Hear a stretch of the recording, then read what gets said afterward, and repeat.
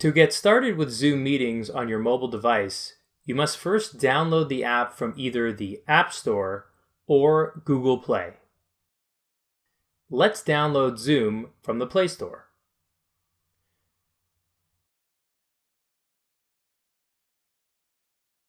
Once you download and install Zoom on your mobile device, you can then navigate to the meeting invite that was emailed to you directly.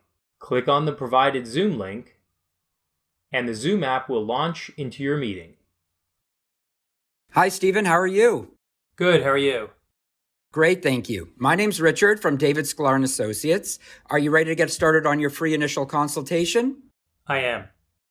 Excellent. So what we're going to do today is just get an overall look at your financial situation, get a sense of who you owe, how much you owe, your income, your expenses. Once we have an idea of where you're at financially, we can take a better look and see what your options are. How does that sound?